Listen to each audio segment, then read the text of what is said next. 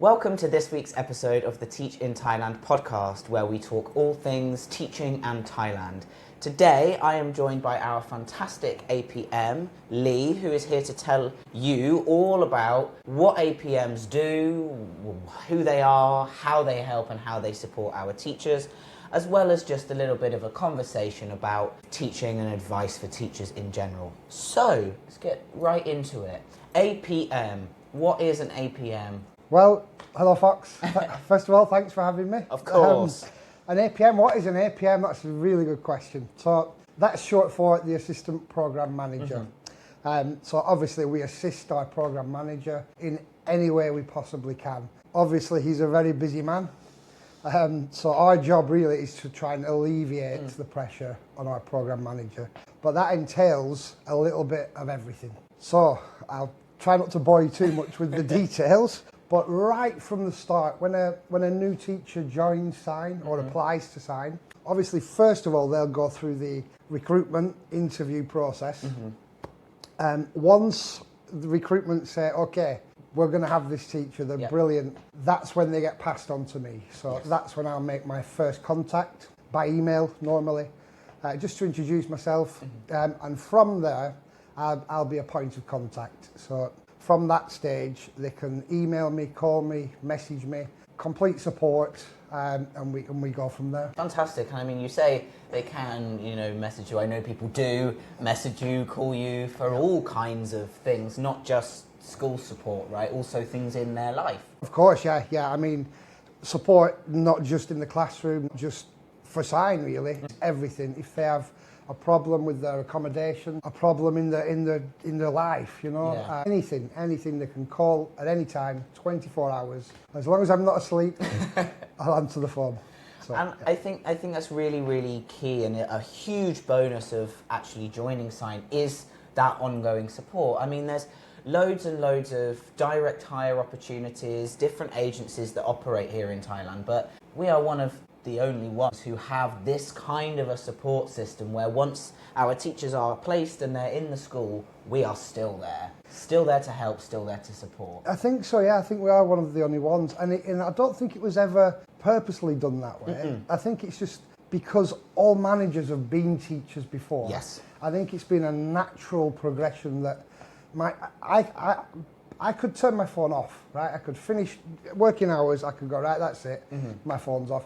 But I don't, because I know from my own personal experience, there's always something. Maybe in the evening you think of something or you're worried about the next day. It's just a quick message, Lee, what shall I do? I'm not sure about this, and it's no problem for me. I'll advise, support, any way I can. So yeah, I think it's been a natural progression, but that's due to the promotion within Sine that we promote from within. So we, as managers, we know how it feels.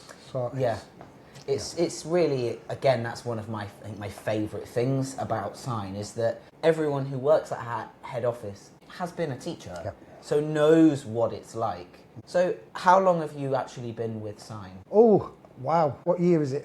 2026? I think it must be 13 or 14 years with Sine now. Nice. I think I'll be going into my 14th year. That's fantastic. So I'm assuming you started as a teacher? Yep. So just a little bit about how that became, if I don't want to bore anybody. So I was in the British Army in a past life, and when I left the army, I wasn't sure what I was going to do. I was a little bit lost.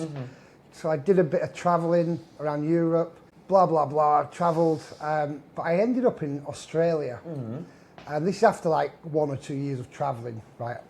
So maybe at that point in my own life, where I didn't really enjoy it in Australia. I mean, it's beautiful, nothing wrong with Australia. It was just me personally. I was tired, my money was running out, I'd been travelling a lot, and I just thought, I think I'll go to Thailand for a 2-week holiday. I knew somebody in Thailand already. I thought I'll go and see him, and then I'll go back to the UK and go from there.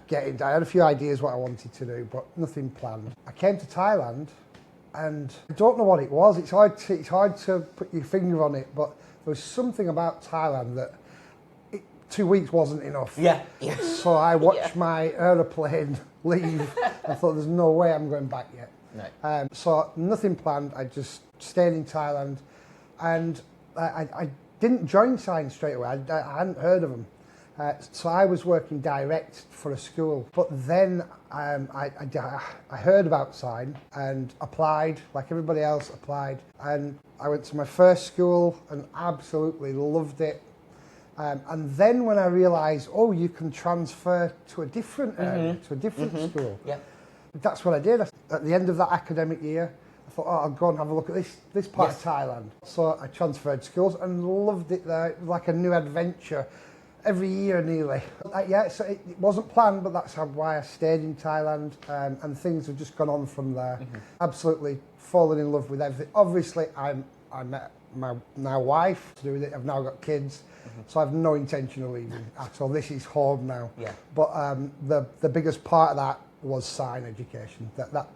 They were the reason why I stayed, and they helped me do that. So yeah. Oh, that's nice. I think it's really nice to hear that is very much an option for people. And okay, yes, for some people, Sine is just an opportunity to spend a year or two having an experience here in Thailand. But for other people, this can really be your whole future. You know, we always try and look to promote from within house to help people grow and develop and can have that sort of continued professional development, which I think is really key if you want this to be a possible career change. Yeah. I mean, it's good for either, right? It could be a stepping stone while you're travelling. It could be a 1 year thing for experience. Sine's perfect for that.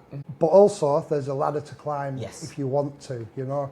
If you've got the right attitude and you want to stay, put the effort in, you'll climb that ladder as quickly as you want to. Yeah, most definitely. One of the ways that we do that for our teachers in terms of highlighting those areas of possible development is through teacher observations, which is quite a big part of your job, right? It is, yeah. It is quite a big part of the job.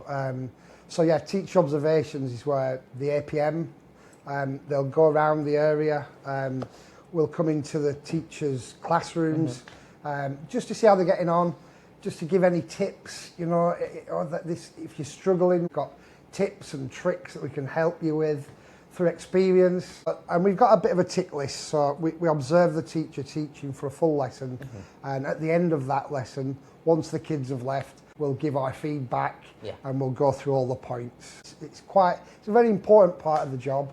And it's important for you as a teacher. Obviously, nobody wants to be watched. But, I mean, I still have observations on me. Yeah. And I look at it as a challenge, right? I want to tick all those boxes and give that observer nothing negative to say, nothing that they can tell me. But, I look at it as a challenge, and it's really helpful. Because sometimes you don't realise you might be getting into bad habits. Yes. You might be moving too much when you're speaking. You might speak too much at some point. So it's always good to have another set of eyes on you and just give you some constructive criticism. Exactly. And just ways to help. I mean, we want the best for the teachers, we want the best for the kids. So it's not something where we're trying to catch anybody out. No. It's just to observe and just to give our feedback. Yeah. And to help you grow and improve and like exactly like you said, you don't always realise, especially as a native speaker, I don't think we know speak, especially if you're kind of already thinking about your next lesson or something else. You can be really rambling, and if your students don't have very high proficiency, then they can be really struggling to understand. Absolutely but right. You wouldn't necessarily know, and the students here are quite shy and are happy to go, teacher, that's too fast. They'll just kind of sit and let it happen. That's right. So. And there's also the flip side of it, where you can overcorrect. Yes, right? yes. You can think, oh, I'm going to slow my speech down. I'm going to start missing words. We call that Tarzan talk. Yes, you know, me teacher, you student. That's a dangerous trap to fall into also. Very much so. So just having another set of eyes on you, just to say, you know, try and speak naturally, don't worry. Those little things, they all help. Yeah, they really do, So I think that's kind of moves me quite well onto my next sort of question, which is, with regards to someone who might be watching this or listening to this and thinking, okay, maybe Thailand is the right place for me. Do you have some advice for someone in terms of what they what they might want to think about or consider when moving out here? Oh yeah, I mean, there's lots to consider. I mean, there's the heat for one. Number one. You need to be able to handle that. Yeah. Although we are in air-conditioned classrooms, and Yeah, you know, when you're yeah. travelling, it's all air-con, so it's not that big of a deal, really. No, but it really is. It is hot all year round. It's Yeah. not an exaggeration. It's not like, oh, ha ha ha, Thailand's hot. It really is hot all year round. It's just differing levels of hot. You absolutely do get used to it. It's not that you find it any less hot, I don't think. You just kind of get used to being warmer, to sweating, to Yeah. knowing how to find the AC, when That's to take a right. break and stuff Yeah, like that. you just have more showers. Yeah, You exactly. get used to having lots more showers. Yeah. But I mean, we're both sitting here now in jackets in an air-conditioned room, perfectly comfortable. Yeah, this is lovely, by the way, Fox. The new Sine studio. I mean, other considerations. If you're going to come to Thailand to work as a teacher, you've got to be in the mindset that it is an actual job. Yes. A lot of people do come. They might be thinking it's going to be cocktails on the beach every day. It's actually a job, you know, and we want to give 100% to it. I mean, we have a lot of downtime, so we can have cocktails on the beach whenever we want after work. 4:30. But when we're actually at the school, obviously, we're giving 100% for those kids, for yourself. Yeah. But it is an actual job, you know. Yeah, one of the teachers I spoke to recently actually said a similar piece of advice that was, be prepared to teach. And I think that's such a fantastic, it seems sort of, well, obviously, but you'd be surprised how many people come and think that they're going to be teaching maybe a few classes a week and then the rest of the time they're out in the world. Well, no, this is still a full-time professional job and you're in charge of students' education and therefore their future, especially when it comes to learning English. It's so fundamental. You really need to take it seriously. Completely agree, yeah. And it's not only in the classroom, right? It's you form a bond with the students. You see them outside the classroom. Sometimes you'll see them outside school. Yeah. You'll meet the parents and the sisters and the siblings. So it's more than just let's get this done and get paid and go home. Your heart's got to be in it. It really does. Before you decide to do it, make sure you're doing it for the right reasons. Definitely, and it will make it more enjoyable for you as well. The students will have a better experience and therefore your classroom management will be easier, you'll have a better time with your colleagues, and then outside of work you'll feel more accomplished. In that same sense, kind of instead of advice for before you get here, some things that you wish teachers knew about Thai culture before they arrived. You've got to be self-aware. We're not just representing Sine education. I mean, we're representing the West in a way, right? So when you're out and about, you're going shopping or you just got to be aware, especially with the culture difference. There's obviously specific things we can talk about with, you know, not stepping on a rolling coin because of the king's image, not touching people on the head. There's all those cultural things, but really, it's just having a bit of being self-aware, just being conscious of other people. Yeah, be mindful. And look at what they're doing. Just take a breath and have a look and think, right, oh, they do it this way, I'll do it that way. Yeah. Just to fit in a little bit. I think that's a really good piece of advice, and it's funny. So a lot of the time when I kind of meet new people out here and they ask how I've learned Thai and how I've, you know, sort of blended into the society, and it's because I look at how Thai people act and I act accordingly. This is Thai culture, Thai society, and therefore we are visitors and guests here, so we should put the effort into being respectful of the norms and the culture here. Yeah. It's having that balance, right? Yeah. So you want to see how things are working here and kind of blend in, but also keeping your own standards, right? So you'll definitely in your schools, you'll see maybe Thai staff walking around with slippers or asleep at the desk. But just because they do that sometimes doesn't mean we do that. We keep our standards high. But that's in the classroom, that's in the school. But in general, it's about just fitting in and being polite, being courteous, you know, good manners. I mean, I think in any country, just have some basic manners and you'll be fine. Yeah, I like that. Have some manners, please. Just be polite, be friendly, and it will get you a lot further as well. You'll make connections with Thai people. get a nice group of Thai friends and really integrate and really feel like you can make this your home, right? So, some teachers will come to Thailand that will obviously assist them with accommodation. But once they're in their apartment and they know where the school is, they might, I mean, there's nothing wrong with staying in your apartment a lot, but if that's all you do, if you only ever go to school and go back home to your room and go to school and go back to your room, there's much more out there. Like you said, once you meet Thai people and you make friends with them, it opens up another world. 100%. It's a different feeling. It's amazing. It really is amazing. But you've got to want to. Right? You really You've got do. to try a little bit and fit in. I think it's really important. And you know, if you have a group of Thai friends, you'll know where to get the best food. You'll get the best recommendations. You'll really feel like you're living like a local rather than kind of feeling like you're living, which is not always fun. I think if you are outside of Bangkok, finding Thai friends and integrating into the community is actually a lot easier because you're kind of automatically, oh, this person must live here. In Bangkok, it can be harder. I think it can be harder to make connections with Thai people, but it can also be harder to make friends with Westerners because you meet a lot of people and they're on holiday, they're leaving, you know, they're traveling here for a month, they're here for a couple of weeks. It can be a little bit harder, even though there's, you know, millions of people here. It's the city life, right? It is, yes, absolutely. Probably the same in a lot of countries, but the city life, you can be invisible. You know, nobody notices you. It's busy. But when you get to one of these little Thai towns or a village, I mean, you're like a mini celebrity, aren't you? You really are. They're so nice, and they're just overly nice. You know, they want to know, where are you going? How can I help? But it's such a nice feeling. But you're right. It's slightly more difficult in a big city. But I think same anywhere in the world, really, isn't it? You know, the big city mentality does exist everywhere. So the last thing I want to talk about a little bit is teacher training. Right. Because this is a hugely fundamental part of being a Sine teacher is the way that we train our teachers and how that all works. Obviously, sometimes we have teachers join us midway through the semester.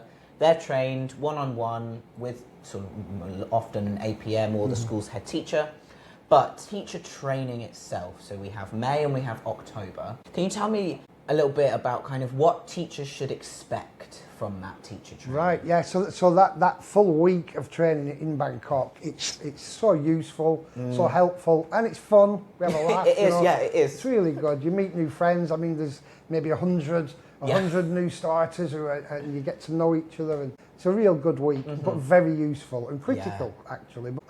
So we prepare the new teachers as much as we can so that they're fully prepared, confident, that they're going to be happy when they get to their school, that they've got the tools in their toolkit, they know what they're doing, the Sine way. A lot of it is trying to get rid of our Western, not bad habits, kind of but even if you've got teaching experience, the Sine way is different.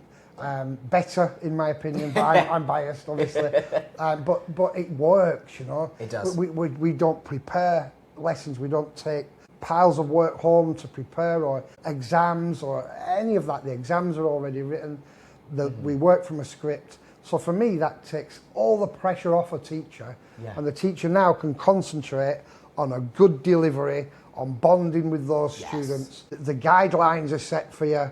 You're good to go. You just bring out your own personality and helping the kids as much as you can. And that is what training, hopefully, brings out of new teachers.